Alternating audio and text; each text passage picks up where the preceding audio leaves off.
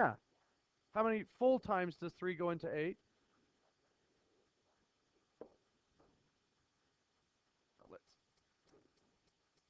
So, how did you get 2 and 2/3, Jordan?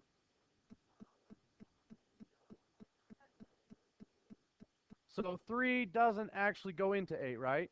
What does 3 go into? 6. And how many times does it go in? 2 times. So 3 goes into 6 twice, and then there's 2 left over to get to my 8. And so I take this 2 and I divide it by 3. Now you didn't know this, but really it's 2 and 2/3 with a plus sign, right? It's 2 full pieces and 2/3 of a, 2 full pizzas and 2/3 of a pizza. So really there's a little plus sign in there that we don't ever write because we're lazy. So what about 21/4? 4 doesn't go into 21. It does go into 20. How many times? 5 times plus 1 remainder, 1/4.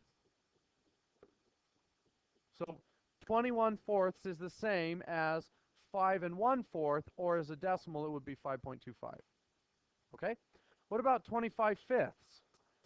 It goes in 5 times plus 0/5. No, that was just for illustration. Okay, welcome back to 4th grade. All right, now we're going to jump into some function notation. How do we evaluate a function? You stick 3 in for those x's. So 3 squared minus 3 times 3 plus 4. 3 squared is 9, minus 3 squared is 0, plus 4 is 4.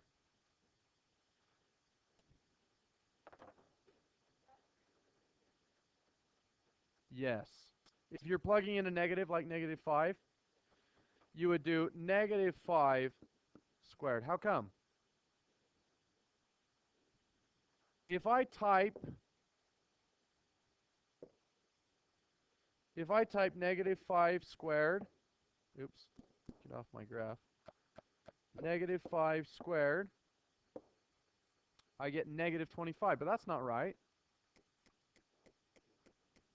Right. The calculator follows order of operations. What comes first, squared or subtraction? Squared. So if I want to square the negative, I have to do -5 squared.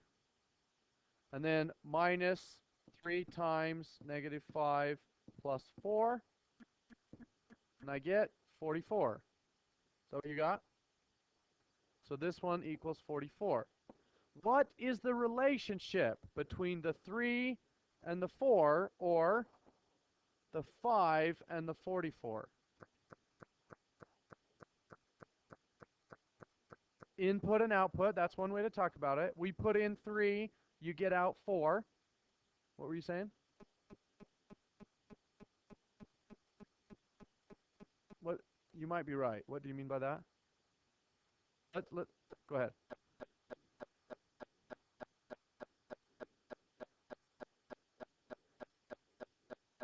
Good. This is an x value, and this is a y value. So I know the point 3 comma 4 lies on the curve, which I think is what you were trying to say. So let's try that. So graph the function. Go into your y equals and graph the function. X squared minus 3x plus 4. Push graph. Now, it looks like 3 comma 4 is an answer, but how do I double check? Second trace and go to value and type in 3, and it gives me the point 4. The nifty thing about this is you don't even have to do second trace again. You can just keep plugging in numbers. So plug in -5, enter, and even if it's off the screen to the top or the bottom, you'll still get a value. But if I wanted to plug in 12, I would need to change my window. You can plug in any X that shows up on the screen, and it will give you the Y value whether or not it's on the screen. But if you try to plug an X in that's off the screen, like 12, it says domain error, invalid. You can't plug in an X that doesn't show up. All right. Well, what we're really doing here is looking at 8 divide 3 in this first problem. We're taking some number and dividing it by another number, and sometimes we get a remainder and sometimes we don't. Well, we can do the same thing with polynomials. Remember, polynomials have certain rules that they follow. What things can polynomials not have? Fraction exponents, negative exponents, variables in the exponent, decimals in the exponent, and variables in the denominator. So basically, polynomials have whole number exponents. That covers all of them. All right, so look at this paper that I just gave you.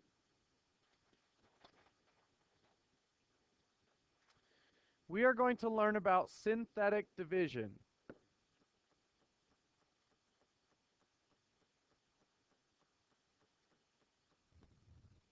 So here we have a top-heavy fraction dealing with polynomials. See how it's an x to the third over an x? It's a cubic equation divided by a linear equation. Well, we can actually divide these using what is called synthetic division. And synthetic division has a lot of uses. You'll see 3 of them today. So what we're going to do is treat this as a factor. We're going to consider the denominator to be a factor. And by the way, this only works if the factor has one root. If it's an x squared or x to the third, synthetic division doesn't work. So, in order to do synthetic division, we need the root. What is the root associated with x plus 5? X equals -5. So we take -5 and we put it in a box. Now we take the coefficients of the other polynomial. Wait a minute, what are coefficients? The numbers in front of the variables. So we're going to pull all those numbers off and put them in a line. So 1, 8, -5, and -84. And I'm going to leave a row underneath that and draw a line. And synthetic division is extremely easy. You follow this pattern every time. Drop the first number. Now we multiply the first number by the root. So -5 times 1 is -5. We place it in the next column. Now we just add or subtract, however it's written. 8 minus 5 is -3. Sorry, +3. Now we do -5 times 3 is -15. -5 and -15 is a -20. -5 and -20 is 100. And then this last number is always my remainder. So drop the 1, multiply these, write it here. Add those, multiply these, put it there, bring that down. You just do that until you reach the end. That last number is always the remainder. So, does x plus 5 go into this evenly? No. So back here, when we did 8 divided by 3, it went in 2 times. And then we had remainder 2. So we took that remainder and we divided it by the denominator. We're going to do exactly the same thing with polynomials. But it's a little bit trickier. We need to use these numbers to write a new polynomial. Well, my original polynomial was an x to the third. If I divide an x to the third by an x, what is my new polynomial going to start with? X squared. And we use these as coefficients. So x squared plus 3x minus 20. But it didn't go in evenly, so I have a remainder. So I write plus, how do we deal with a remainder? The remainder is 16 divided by negative 5 is the root. X plus 5 is the factor. So if we look back on the warm-up, we were dividing by 3, and that number that we divided by ended up being the denominator of the remainder. So over here, we're dividing by x plus 5, so x plus 5 lands in the denominator. Now that might seem really weird to you. Why do we care? Well, for one thing, if you were to type this in your calculator and you were to type that in your calculator, the graphs are identical. There are no differences. This could be considered an improper fraction. And this one could be considered a mixed number. So you might ask, why do we care? Hang on. We're just teaching you how to use synthetic division. I'll show you what it's used for later, because we don't actually use it for this very often. All right. I want you to cross off part B. We're not going to worry about that. And that whole p of x thing. So number 2, same polynomial, new factor. So I'll work through this with you. What is my root? 3. 3 goes in the box. My coefficients are 1, 8, negative 5, and negative 84, just like before. Leave room, a row to do some addition in. First rule is we always drop the first number. So we get a 1. Then we do 3 times 1 is 3. 8 plus 3 is 11. 3 times 11 is 33. Negative 5 plus 33 is 28. 3 times 28 is 84. Uh-oh. What just happened? What does remainder 0 mean? It went in evenly. If it goes in evenly, we have no remainder, just like the third problem we did. 25/5 is 5. Do we need to put plus 0 over 5? No. So on this page, do I need to put plus 0 over x minus 3? No, it's not needed. So what have I created here? What do these numbers represent? The coefficients of a polynomial with degree 2. We started with an x to the third. And now we have x squared plus 11x plus 28. No. This is referred to as, what did they call this something? They call that the depressed equation. This is called the depressed equation. You can forget that, but that's what the worksheet's going to call it. I would just call it the resulting equation. Okay. Well, now let's consider functions. So skip part B. We don't need to do that. Which means we don't need to do this. Okay, number 5. Number 5 says, if we have some polynomial, p of x, and we know that c is a number, And if P of x is divided by x minus c, then if we take a synthetic division equation and we have some factor that we're dividing it by, well, hold on. Scratch that. Let's not worry about that one either. That's really not what we want to get to. Yeah, scratch 5. Okay.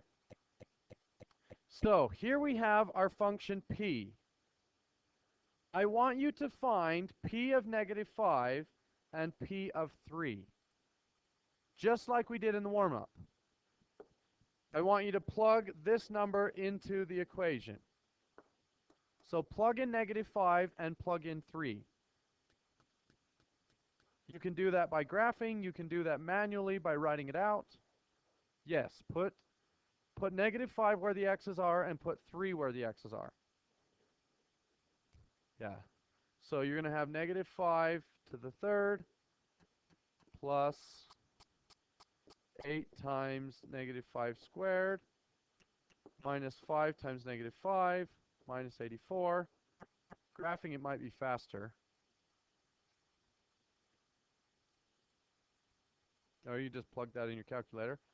For the other one, 3 squared plus 8 times, no, 3 to the third plus 8 times 3 squared minus 5 times 3 minus 84.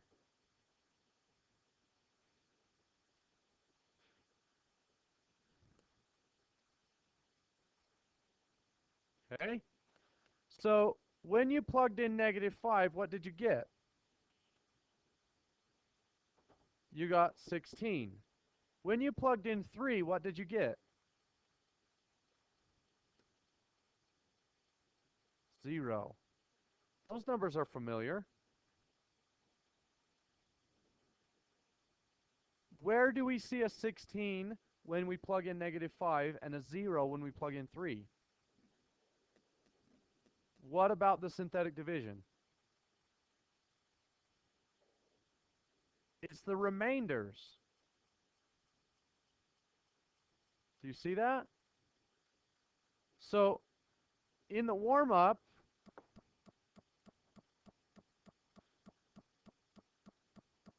we know 2 ways to find the answers in the warm-up. We can either plug this 3 in for the x's and get the answer that way, or I can graph it and plug in x equals 3, and that will give me the y value, or you can use synthetic division. So I could do 3 and then do 1, negative 3, 4, and this number here will be the same, the remainder will be the same thing as all of those other answers, whether you graph it or whether you plug it in. That's what the remainder theorem says. If you do synthetic division of a polynomial using a root, your remainder is equal to the y value of the function at that point. Now that's saying a lot. So let's say I have some random polynomial. It doesn't even need to be a quadratic. And I want to find out, so this is x to the fourth, something, something, something. I want to find when x equals 6, what does y equal? Well, I could plug 6 into the polynomial. I could plug 6 into the graph and get the value, or I can use synthetic division using 6, and whatever my remainder is will tell me the value of the function at that point. Does that make sense to everybody? Kind of does. Well, let's try one. Okay. So, practice. Let's plug 3 in here, and we'll do that together. What is 3 to the third? 27. So we have 4 times 27 minus 6 times 9. Yeah, well, the answer is probably good enough. Plus 2 times 3 minus 5. Okay, what is that? That's too big to do in my head. 4 times 27 is 81 plus 27, 108. Is that right? 108 minus 54 is 54, plus 6 is 60, 55. Okay? So, f of 3 is 55. Everybody gets that. So on the graph, if x equals 3, y equals 55. So the graph would look something like this. At 1, 2, 3, we would be way up there at 3, 55. Does that make sense, Chaseley? Okay, we can find that number using synthetic division, which might seem like a lot of work, but synthetic division has other purposes. So let's try it and see if it works. So I put 3 in the box, and my coefficients are 4, -6, 2, and -5.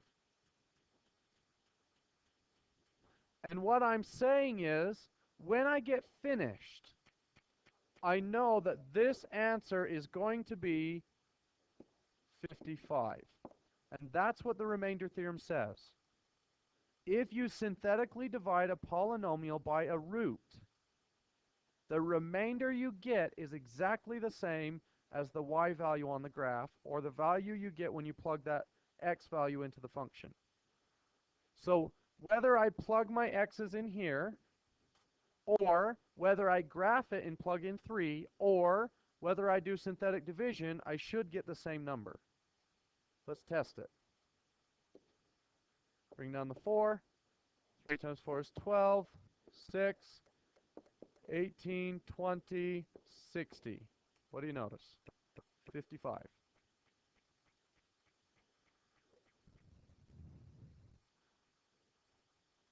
So I brought down the 4, and then I multiplied these together, and I moved it up. Then I multiplied those together, and I moved it up. Then I multiplied those together, and I moved it up. And my remainder was 55.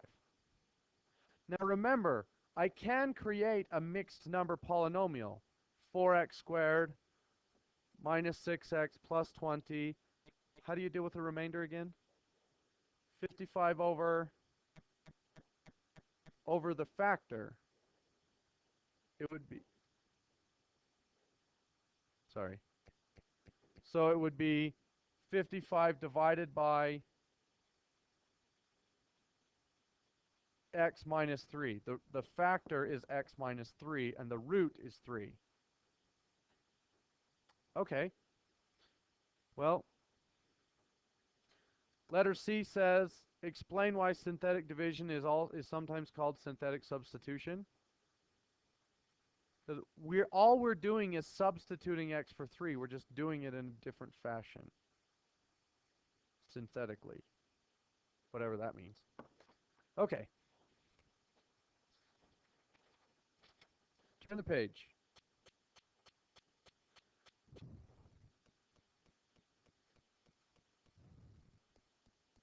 What does it mean to be a factor?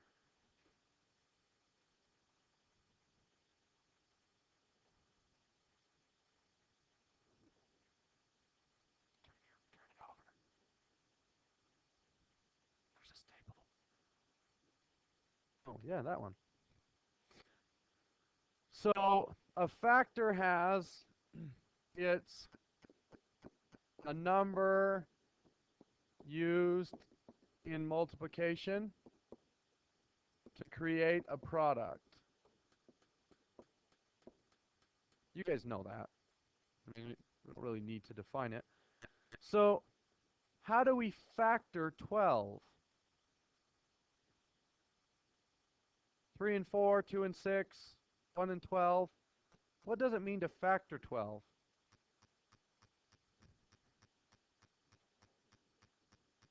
Break it down into the prime factors. What are the prime factors of 12? And let's put them in order. So the prime factors of 12 are 2 times 2 times 3. Is there any other way to get a 12 using prime numbers? No.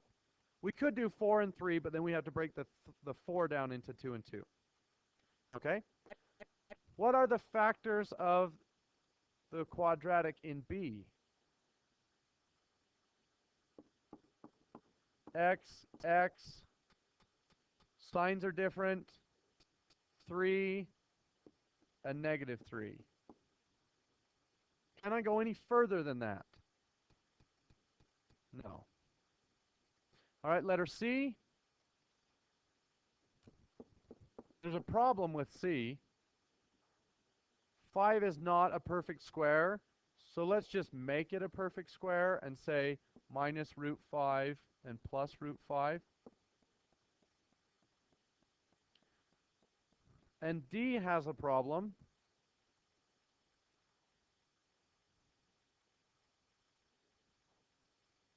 Yeah. Can you think of two positive numbers that cancel to be 0? No, that one doesn't factor. It's already prime. You can get some irrational or some imaginary roots, but that's not what we're trying to do here. Okay, well, here is P of x that we've been dealing with. Do we know any of the factors of P of x?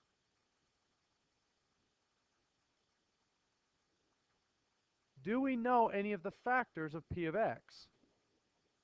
Well, we tried 2 of them, right? We tried one and it didn't work, and we tried one and it did work. Which one worked? The root 3 worked, but what's the factor? X minus 3 is a factor. How do I know it's a factor? We got a remainder 0.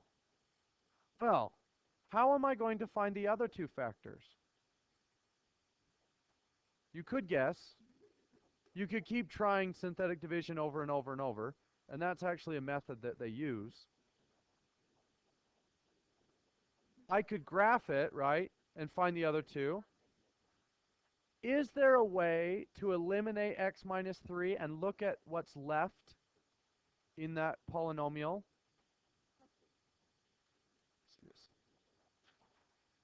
Well, if we look here, what is this equation?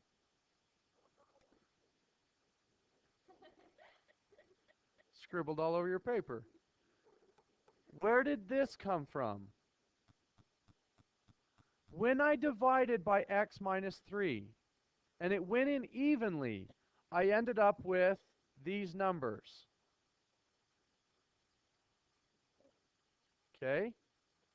That is what happens when you perform that division. So let's go back to the original page. What happened when I did 25 over 5? I got 5. Well, this is a factor, right?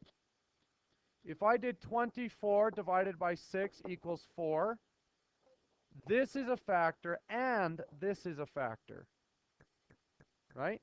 But this can be broken down even further to 2 and 3. So this is a factor, but can it be broken down into other factors? Yes. Do you see where we're headed with this? Yep. So x minus 3 works, but I also have x squared plus 11x plus 28. They're both positive. X plus 4 and x plus 7. Guess what? I now know all 3 of the roots. What are the roots? 3, negative 4, and negative 7. So factoring an x to the third equation is really hard to do. But if you can figure out one of the roots, you can use synthetic division to simplify the equation and then factor it to get the other 2 roots. This is so easy compared to where it gets. Okay. So here is the math way to write this. If you have a function and x minus c is a factor, if and only if, How do we know that this is a factor if we use synthetic division? How did we know that 3 was a root and there was no remainder? Right. Only if the remainder equals 0. Okay, number 10. Work the following problem to verify the factor theorem. So we know that this is x plus 1, x plus 2. So my roots are -1 and -2. So to verify that that theorem is true, use synthetic division using those. And what should you get? I should get remainder 0. Wait, did I do that? No, that's right. So part of your homework is do synthetic division with -2 and -1 just to verify that you get a 0. Okay? Nope. Number 11. No. No, I meant in other math it gets harder. This is not hard. Okay.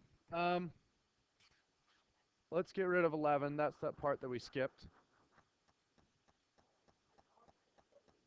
Everything in 11. Okay? So looking at number 12, use synthetic division to determine if x minus 2 is a factor.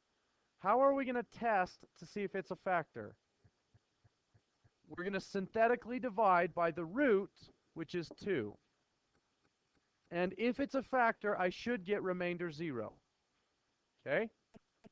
And then what does depressed equation mean?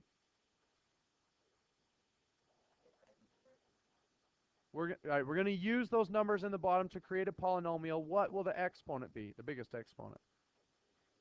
It'll be a 2. It'll be a quadratic equation. Okay, turn the page. We're almost done.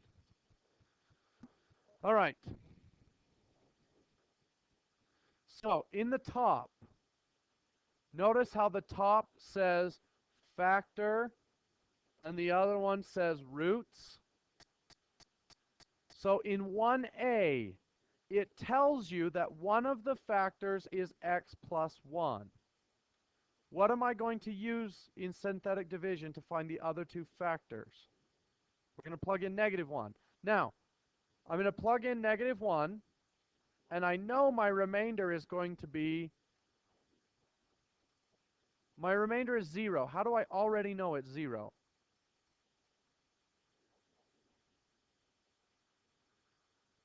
Given one factor, so we know that this works. So use that to create the new equation. Once you have the new equation, factor it to find the remaining two factors. How do I know there are 3 factors? It's an x to the 3rd equation. Okay? What's the difference between 1a and 2a?